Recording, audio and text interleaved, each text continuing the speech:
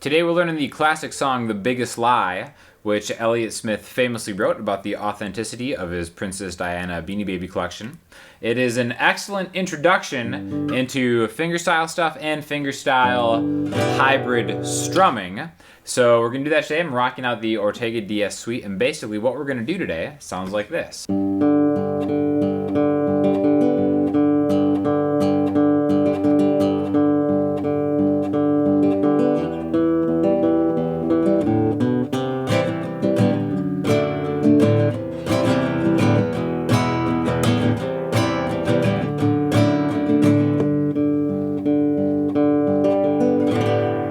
So first of all, the way that he plays it is tuned down a full step. This is just in standard tuning, so everything is just the same, except, again, the album version, he's going to be down a half step. So he's doing it in the key of F, we're doing it in the people's key of G. The reason we're doing that is because I am nothing if not a man of the people. So we're going to start off with this super simple picking pattern. If you've never done anything fingerstyle before, I really recommend it. Super easy riff, really clean. All you have to do is hold down the 3rd fret of the E string, which is a G note in standard tuning. Otherwise it would be an F if it's down a full step. So what we're gonna do is your thumb is gonna jump back and forth between the low E string and the D string, back and forth. So this is really kind of like a principal tenet of good fingerstyle playing, all right?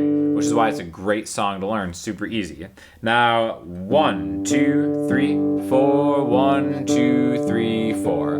These are all downbeats, the way we're interpreting the song. Now, the next thing we're gonna do is your pointer finger is gonna be responsible for the G string open, and your middle finger is responsible for the B string open. So if we did all of them in a row, not like the song, but just in a row, be E string, D string, G string, B string, just like that. If you can do that, you can play pretty much the entire song, okay? The first thing we're gonna add is that pointer finger G string in between 2 of the notes, right? So 1, 2, 3, 4, 1, 2, 3, and 4, and. Okay? So 3 and 4 and. E, G, D, B, or thumb, pointer, thumb, middle. I'm also going to link you to a tab to the website sweetadeline.net. If you're an Elliott Smith fan and you don't know about this website, it's fantastic, even though it hasn't been updated in years because it doesn't really need to be. But this is basically how I learned to play guitar, was this website I'm going to link you to. But yeah, basically that's going to be the first part of the riff. 1, 2, 3, 4, 1, 2, 3, and 4, and 1, 2, 3, 4, 1, 2, 3, and 4, and. The second time around, it's even easier. It's just E, D, E, D, E, D, E, G, D, G. Okay? So, same 3 and 4 and, but we don't go to the middle finger. 1, 2, 3, 4, 1, 2, 3, and 4, and 1, 2, 3, 4, 1, 2, 3, and 4, and.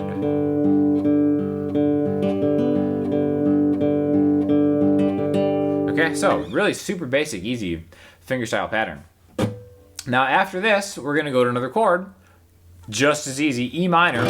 You can play it as a regular E minor with your middle finger on the 2nd fret of the A string, ring finger on the 2nd fret of the D string, but since we're skipping the A string, your thumb is just kind of on autopilot, just jumping around like that, because again, like I said, it's responsible for these 2 strings.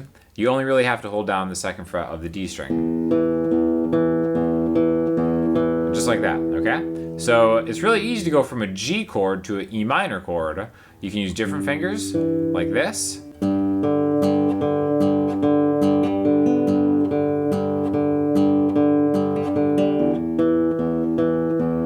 Like that. And then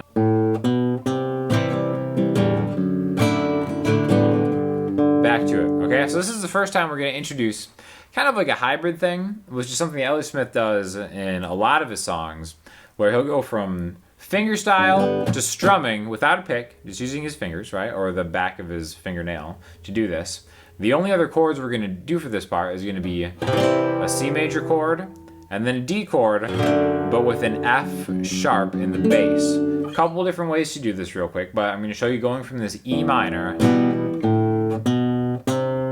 We're going to walk into the C chord. He doesn't do this every single time he does this, but he does a lot of these kind of variations of it.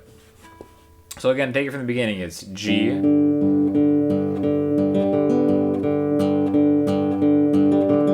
minor, A, B, C, and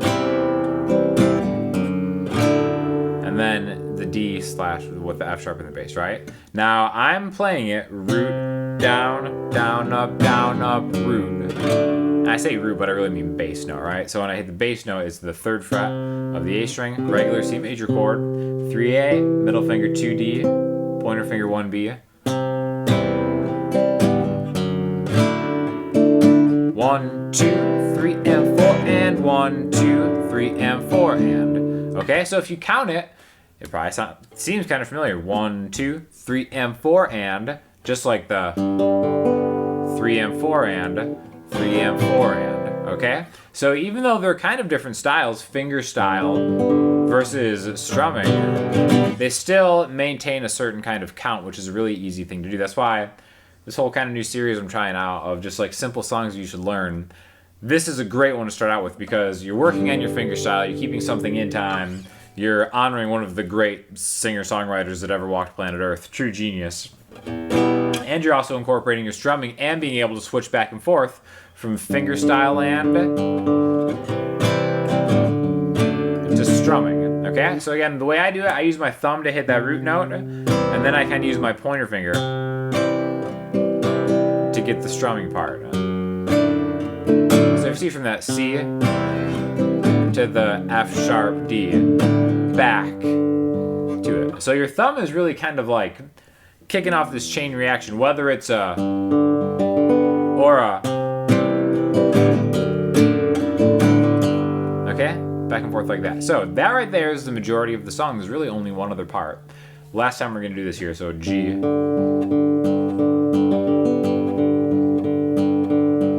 E.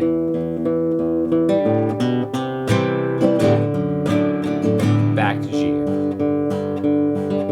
Okay? Now sometimes there's like tiny little flourishes in between, kind of like going from that E. That kind of, sometimes it's really just getting that, like we did in the first G where it's thumb, pointer, thumb, middle. You can do that on the E minor chord if you want to. Or, that's something they did a few times in the song. That's a E, D, G, A, B, root chord. Right? A lot of variations. He never really kind of sits on the same thing exactly the same way, but it's just good to get the framework for it, okay?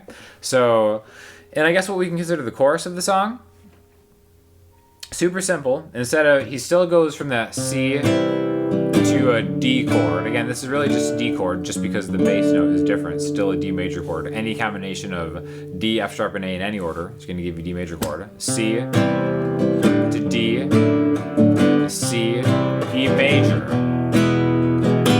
C, D, back to G. Now the G is pretty much always fingerpicked in this song, so that's a great way to kind of like remember where the verses start again. By the way, if you're interested in more fingerstyle stuff, I did an entire fingerpicking class with my buddy Kyle, who's a legit classical guitar instructor, to kind of set me straight. If you want to take it from the absolute beginner basics, I also teach some other Elliott Smith stuff in that class. It's super reasonably priced, so click the link below if you're interested in that. That'd be awesome to check that out. But yeah, basically we're just going back and forth between a C and a D and a C and an E for pretty much the rest of the song. Now in the very, very end of the song, if you want to follow along with that link in the description to the sweetadeline.net site, you can follow along with how many times, because at the very end it repeats C, back to E, back to C, back to D, da, da, da, da, ba, ba, da, da, E.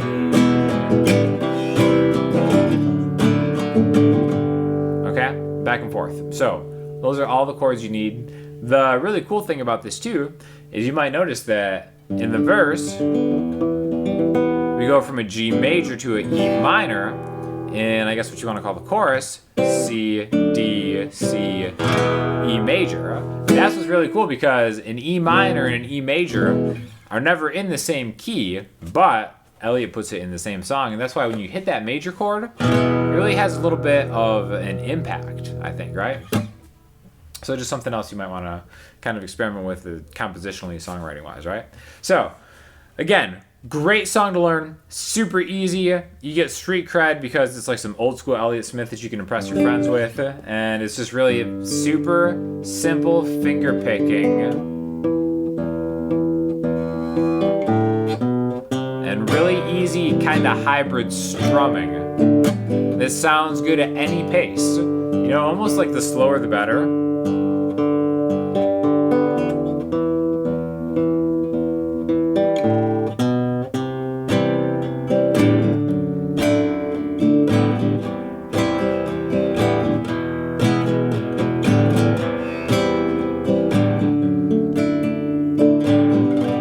And again, that last thing, I just want to stress one more time that E minor. 3, 4, and A, B, boom. Again, the counting, you know, I might screw the counting up every now and then, but it's really just a E, D, G, A string, B on the A string to the root. Okay? So, now that is really something I think you should kind of explore because some people only use a pick, some people never use a pick. I think there's a lot of advantages and disadvantages in both ways. That's why it's good to be able to go either way. Sometimes, God forbid, you find yourself in a dire acoustic guitar situation where you need to play without a pick and you're used to playing with a pick. Guess what? God gave you 10 potential picks that you could use. Or maybe 5. I don't know. Whatever. But, simple song. Everybody should learn. It only takes you 11, 12 minutes to learn the whole thing. You'll never forget it in your repertoire. Definitely, if you have any suggestions on maybe some other really easy songs that you found a lot of merit in learning, maybe I could do a lesson on that. Leave your comments in the comment section or Instagram, Twitter, or the website. Check out the masterclass. Check out sweetadeline.net. And most importantly, check out Elliott Smith's music. If you're not familiar with him, his whole discography is fantastic. I cannot say enough great things about it. I know some people get a little annoyed by Elliott Smith fanboys and fangirls always trying to make you listen to Elliott Smith's music. At this point, if you made it this far in the video, you probably already are one of those fanboys or fangirls, and you know what? That's cool. Let's just sit here in comfortable silence and honor the greatest of all time, my man, Elliott Smith.